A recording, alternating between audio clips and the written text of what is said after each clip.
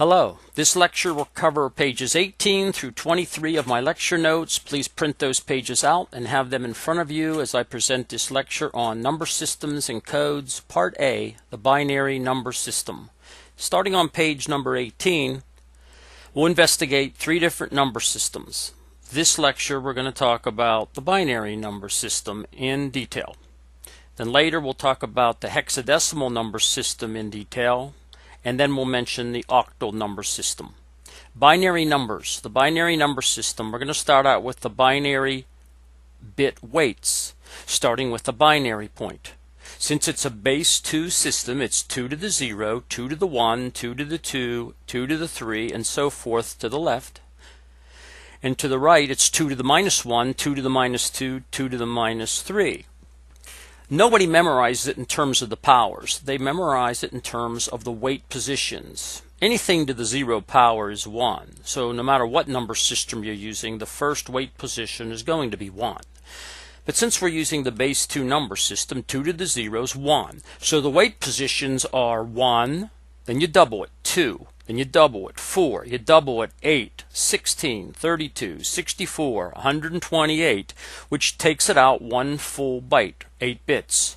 But beyond this, it's 256, 512, 1024, 2048, and so forth. To the right of the binary point, you have 2 to the minus 1, 2 to the minus 2, 2 to the minus 3, which is 1/2 in the first position, and then half of that, which is a fourth in the next position, and then half of that, which is 1/8 in the third position, and so forth. Here's a general comment. I want you to read this general comment and see if you can read it correctly. And then when we're done with the lecture, we'll come back and look at that again. Next is page number 19. Binary to decimal conversion. We already had a lecture on this back on page 10 of the lecture notes. Please look it over. Make sure for the first exam you can go from a binary 8-bit number or 16-bit number to a decimal number. We're going to look at decimal to binary conversion, and there's two different ways of going decimal to binary. One way is just to represent the decimal number as sums of powers of 2 and then write 1s in those corresponding weight positions and 0s in the other ones. The second method is called double dabble, but let's look at this first method first. This is the one you'll probably use most often. Let's do a couple examples here. 10 to the base 10 power is 1 in base 2. So we have 10 to the base 10 power is equal to what in base 2? Well, representing this as powers of 2, you can't take out a 16. You can't take out a weight of 16. So what you can do, there's the weight positions, and I already have them memorized as a 1, a 2, a 4, an 8, a 16, 32, 64, 128. You can take out an 8, and you can take out a 2. Out of that 10, I can take out an 8, and I can take out a 2 to get a 10. There is the 8 weight position, and there is the 2 weight position. I put zeros in everywhere else. And since this is insignificant, 10 in base 10 is equal to a 1010 in base 2. There's your answer. Representing the decimal number as sums of powers of 2. Let's do the next one. 18.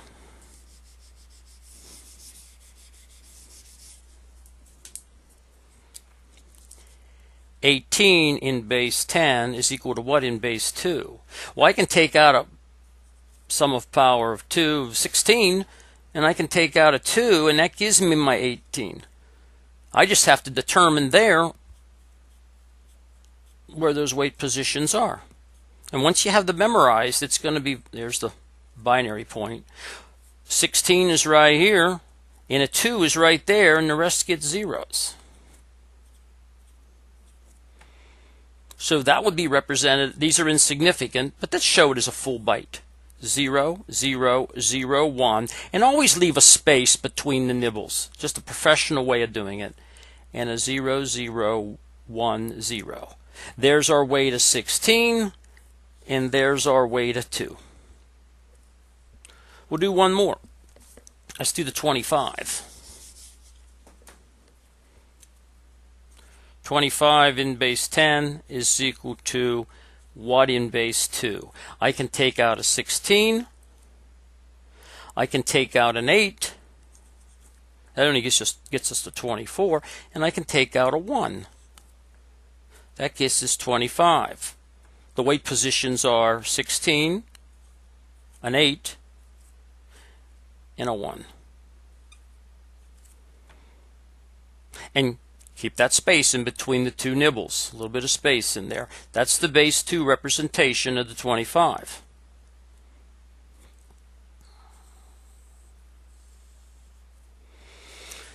Keep in mind here, when you do this, these are insignificant, but we're going to show it as a complete byte. Another way to look at this, if I'm looking at this, I can see a 9 here. I can see that as a 9, and I can see that as a 16, and I add those together, and that'll give me 25. You can group these. If you have these memorized, this first nibble, you can just add those to what you have over here. You don't have to break them down into their individual weights.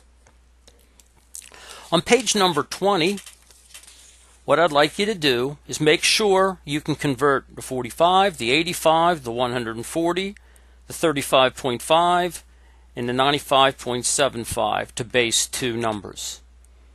If you can do these type of problems, you should be fine on the first exam. The second method is double dabble. You simply divide the decimal number by 2, writing down the remainder after each division. And let's take a look at the first example. 10 in base 10 is equal to what in base 2? Well, you divide 2 into 10, and it goes 5 times with the remainder equal to 0. That's the least significant bit. Then you bring the 5 down, you take 2 into 5, you get 2 with the remainder equal to 1. Then you bring the 2 down, you take 2 into 2, you get 1 with the remainder equal to 0, and you bring the 1 down, take 2 into 1, you get 0 with the remainder equal to 1, the most significant bit, and then you go from this point to this point. There is your 1, 0, 1, 0. Compare that to the last example, or to a couple examples ago. There's the equivalent. Base 10, 10 in base 10 is equal to 1, 0, 1, 0 in base 2. Here's 25, and here's that example. 25 using double dabble is using a full byte here. 0, 0, 0, 1. That's your way to 16. And there's your 9. 1, 0, 1, 0. And I'm getting that from the double dabble method. And what do you do about fractions?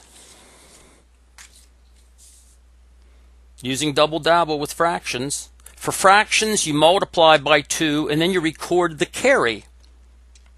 So here I have the 0.85 in base 10, and what's that in base 2? Well, I take 2 times the 0.85, and it's equal to 1.7. I record that carry of 1. I bring down the 0.7, the fractional part. Multiply it times 2. I get 1.4. I record that carry of 1.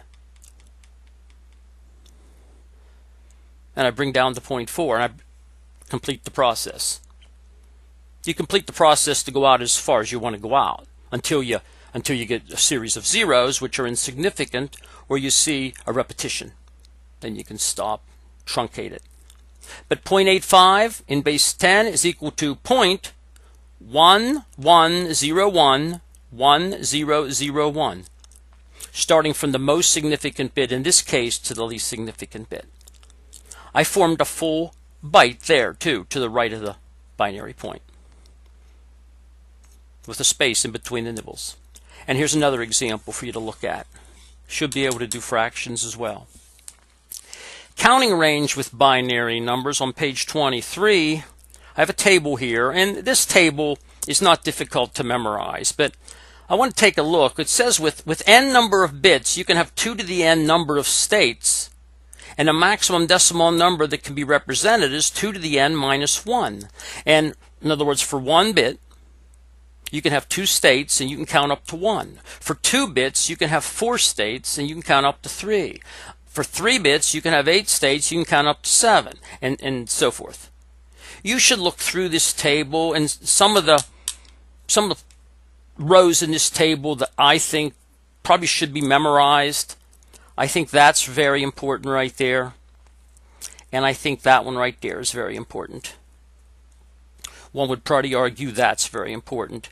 So I'd take a look at those. Just make sure you know that with 4 bits you can represent 16 states and you can count up to 15. With 8 bits you can represent 256 states and count up to 255. See, it's 1 less than 2 to the n.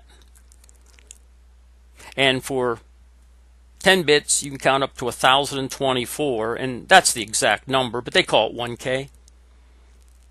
It's 1023. 11 bits you can get 2048. They call that 2K.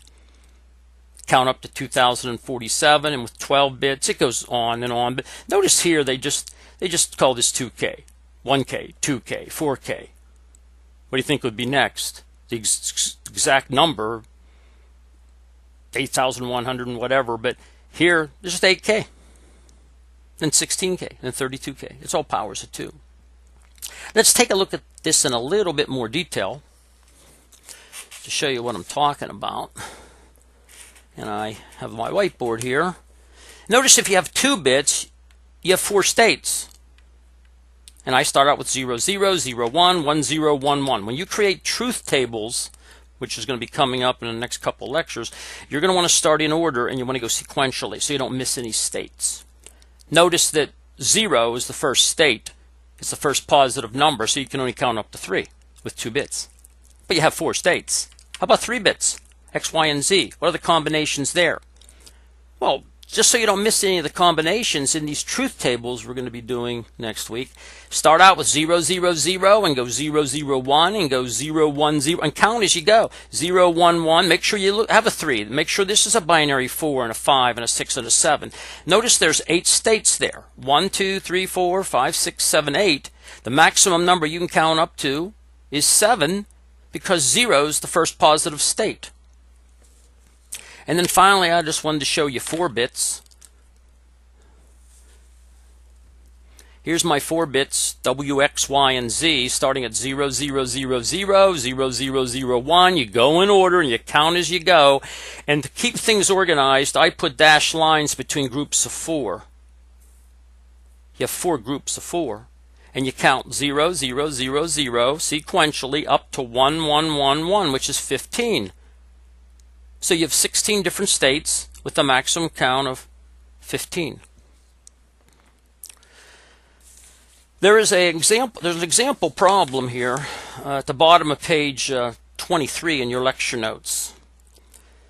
And what I'd like you to do is look over that example. Make sure you understand example 2.2 in your lecture notes. And with that being said, I want you to go back to page 18.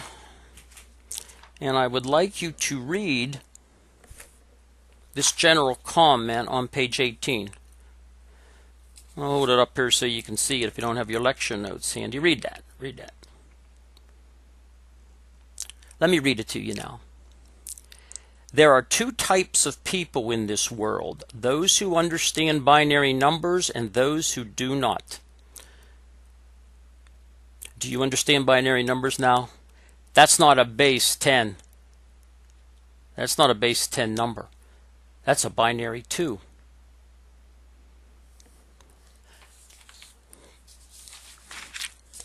And that concludes this lecture.